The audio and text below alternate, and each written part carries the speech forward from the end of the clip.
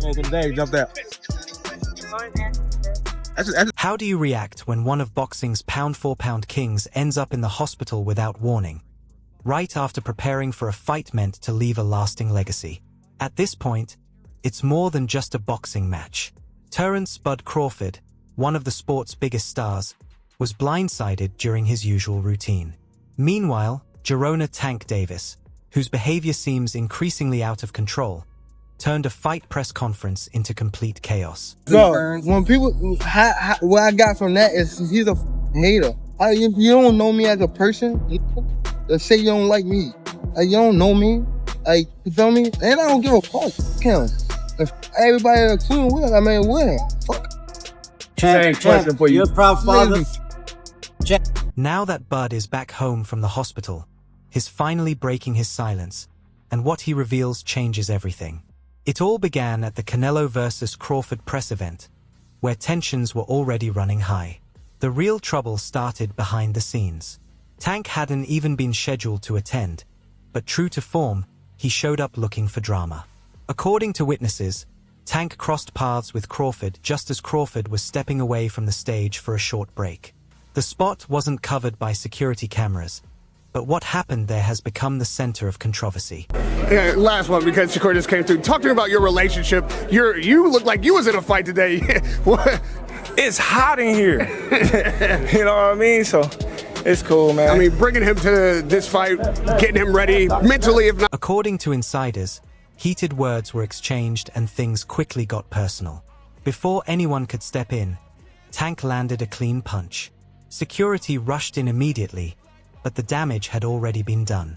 Crawford was examined by Dr. Zan and then taken to the hospital for further evaluation.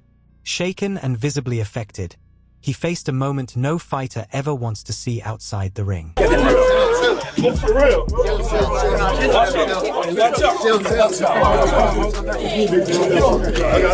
The incident sent shockwaves through the boxing world, with fans taking to Twitter to ask the same question.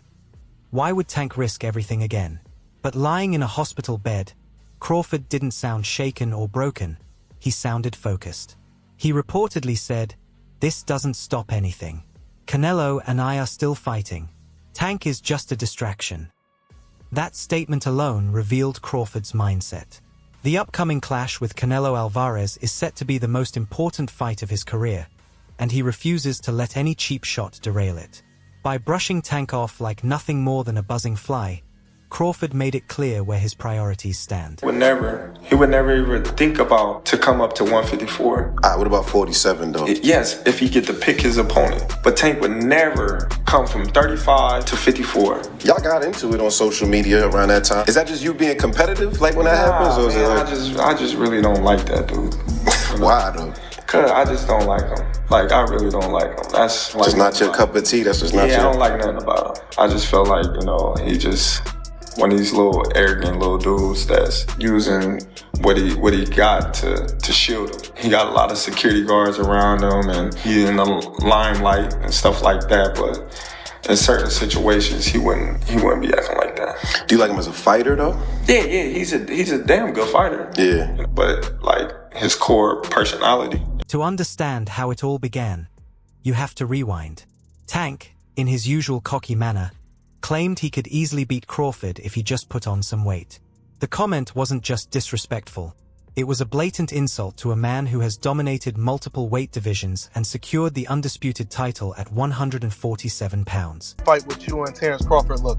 147? I tapped that trend, you know he going to sleep. I already know. I already know who he ain't is. got no chance. I already know who he is. You said no chance. I got round 5. Got round 6. Crawford fired back, questioning Tank's resume and casting doubt on just how competitive he truly was. How you feel about that fight? Is it even possible at a catch weight? Nah, ain't no catch weight. You come up to 47. Not even entertaining a catch weight. No, I'm not. He's a champ though too, undefeated. And what champ? Come on, man, tell me what belt. You know boxing. You forgot Devin Haney is undisputed. Devin Haney got all the belts. He the champ. Nobody else the champ. I'm gonna come up here where the big boys at. All right, I'll welcome him. He also made a pointed remark about Tank's absence from the event, an indirect way of saying he believes he's on a higher level. Crawford wasn't about to let Tank steal the spotlight. In response, Tank leaned on his fame and wealth to defend his reputation. The timing of this feud couldn't be more dramatic. After announcing he plans to retire in 2025, Tank only has 2 years left to cement his legacy. 25 is at the next year. I'm out of it. After our second fight. You're out of it? Yeah. Care to elaborate on that? Out of the sport. After our second fight. Nah, no, I'm gonna win, bro. Nah, I could tell you my fights. With Tank's career nearing its end, the boxing world is desperate for blockbuster fights. A showdown with Crawford would be the ultimate send-off, a fight fans would never forget between two of the sport's biggest names. Retiring. Are you losing the trash? What changed? What made you? It's trash, garbage. If you got the opportunity to sign a prospect for GTD, who will be?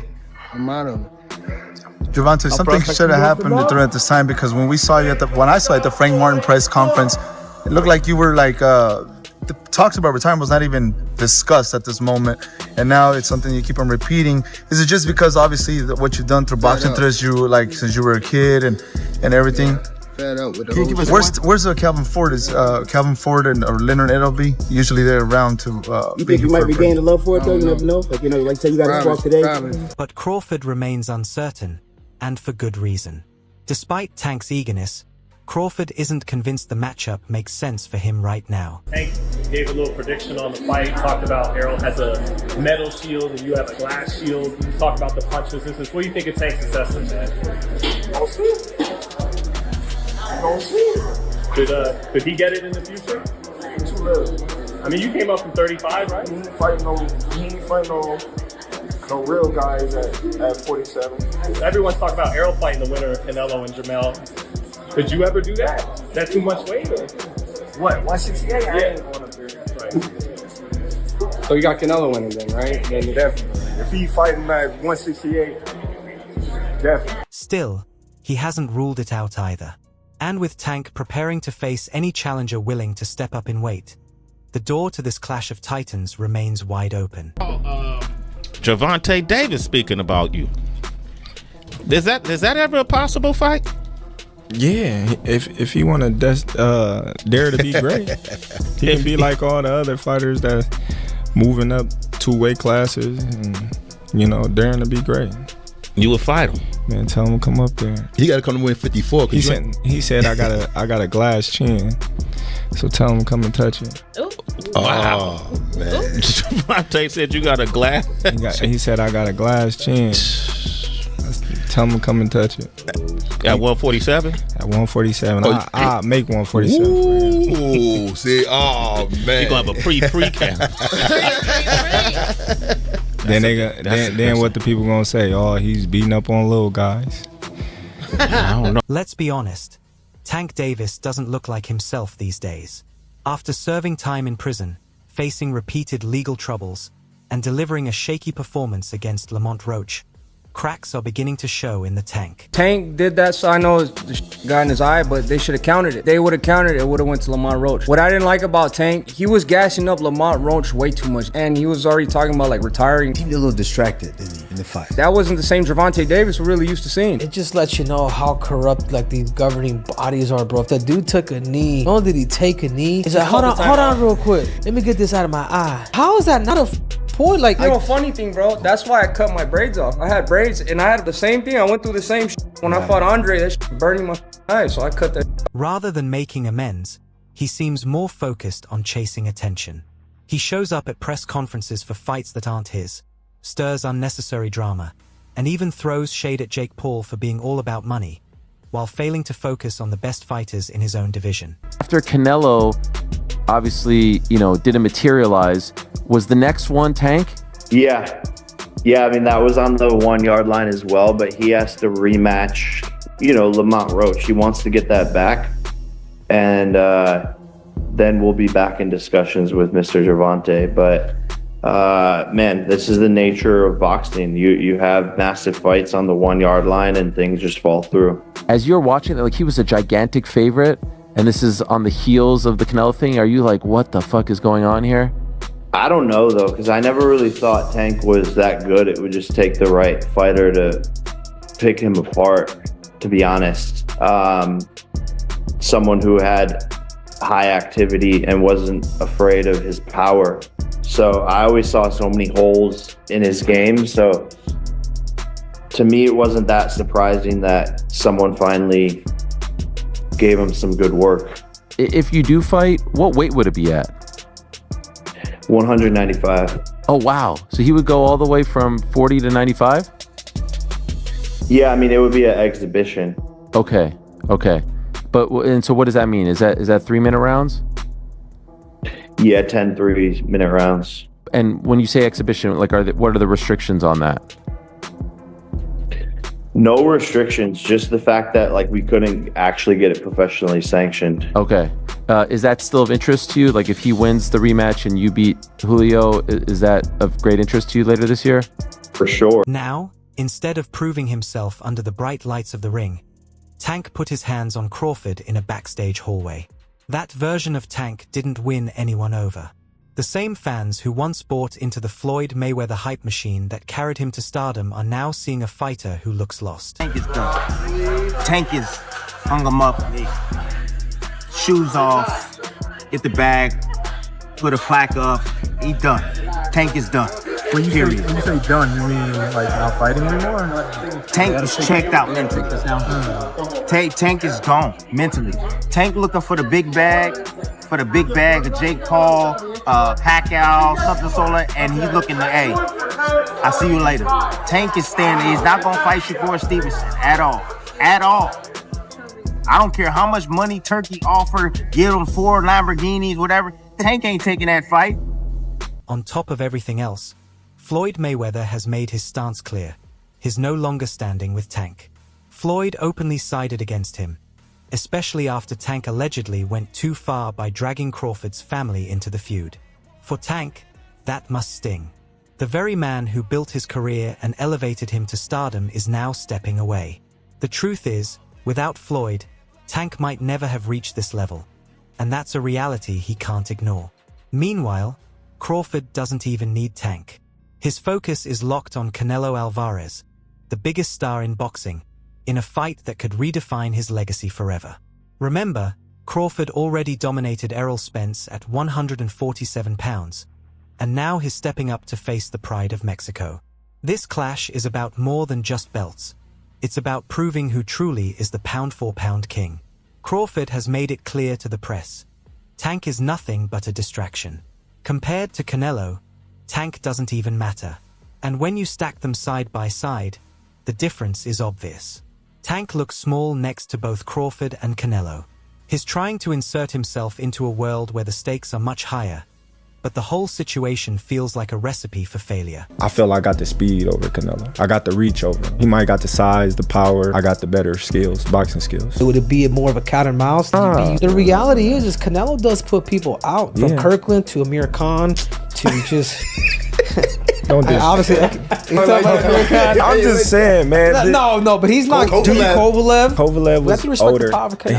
Billy Joe. Don't get me wrong. He does have a lot of power, but all those guys that you name is not as skillful as me. I'm sorry. No disrespect to none of those fighters. The skill level is not there. So how do you see a fight with Canelo going? Tough fight. Canelo is a great fighter. Like I always had respect for Canelo, but I just believe in my skills. The fact that people doubt me, it just fueled me even more. Try to get the fight even more. And I'm watching him, I'm like, man, I can beat this dude. I've been fighting people bigger than me all my life, and I always came out on top. You gonna get hit. It's a fight. He gonna get hit too.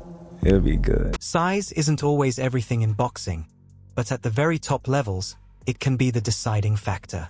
Crawford may be fast, sharp, and strategic enough to hang with Canelo, but he'll still be facing a bigger, stronger opponent who can apply relentless pressure and slowly wear him down. Terence Crawford, does he have an opportunity to beat Canelo? I think if anybody has a chance to beat Canelo, I think it's Terence Crawford. His IQ is on another level. He's a great fighter and he's strong. It's just that it's a lot of weight. I wouldn't be surprised if Terence Crawford wins. Wouldn't be surprised if he loses either. Terence Crawford, when he went up against the best opposition, like Errol Spence, he showed what level he's on, what type of dog he is. So I don't know. You really have to let these fights play out to see what happens. He might get hurt. That might activate him to come back strong. Could you still make 68? I don't want to make 68. No, I know you don't. Terence wins 68. Yeah, well, if that's, yeah, I can make 160. The build-up to Canelo versus Crawford is already electric. At press conferences, Canelo has made no secret of his frustration with Crawford's size advantage and the idea that Bud can just move up in weight and take over his titles. Him anymore because he say I'm not gonna do what they want me to do and this and that, and then he tried to, maybe Turki Al-Ashi told him, hey, you need to do something because you seem so nervous in Riyadh. So and he tried to he walking me back, and that's why I pushed him. And like I say, don't with me. Does it bring a different Canelo then? Yeah, it's different. Yeah, you watch Saunders fight, right? Which one? The Saunders. Oh, he pissed me off. He pissed me off. Yeah. So it's gonna be almost the same. Live only on DAZN, June 28th. Jake Paul versus Chavez Jr. Buy now at DAZN.com/boxing. Crawford, however, has answered with unshakable confidence, reminding everyone of his undefeated record and the fact that he's conquered every division he's ever entered. On the streets, you and Canelo, what would it look like? Come on, man. Y'all know what I do. I ain't got to talk about it. On the streets, I'm me against anybody. I ain't never going to say another man going to whoop me. So, that's your answer right there. I guess in Guadalajara, you think it'd be a little different on the streets if Terence came to town? I think every city, every place is different, no? It's different. But we don't talking about the streets. We're talking about boxing, the beautiful sport of boxing. So that's different, way different than the streets. That's why it was no surprise when Tank chose that exact moment to show up. He knew the cameras would be rolling. He knew this was Crawford's night. And many believe he wanted nothing more than to disrupt the celebration. Going up those weight classes to face him, how can you convince fans that he can beat Canelo? I ain't trying to convince y'all that he can beat Canelo. He's a good fighter. But, bro, I would say smaller fighters are always better than bigger fighters because, they're smaller, they know how to move and things like that. But this guy is great at what he do. And another thing, bro, I don't be wanting to, how these guys is, then he get hurt against, Magimov? There you talk about Gamboa. No, he got clipped by Gamboa, right? Right? How the fuck is he's looking that strong over the past year? These years. He ain't been getting clipped or nothing. So that's that snack shit. I'm telling you. Y'all laugh. I'm always. No, detail. Open up. And that guy that a part of it, he been caught. Before. He went to jail for it. Talking about Victor Conte. He went to jail, right? Victor Conte? Yeah. And he the owner of the snack shit, right? Yeah. And he went to jail for it. Now it's like, it's all over. You see Earl, I don't want to throw him out of the bus, but you see Earl said some things like that, about the people in the steroids, but he don't want to say no names, but come on, bro. Through all the chaos, one name keeps surfacing, Mark Stevenson, better known as Shocker. And let's be honest, Shocker is the fight Tank should take if he really wants to silence his critics. While Tank continues to duck and distract, Shocker has been calling him out non-stop, practically begging for the fight. He was stunned when Tank spent his time mocking Jake Paul instead of stepping up to real competition. At this point, one thing is certain. Tank Davis is standing at a crossroads. Either he finally gets serious and proves why he was once feared, or he keeps chasing clout and quick paydays until his legacy slips away. You saying he fighting for the money.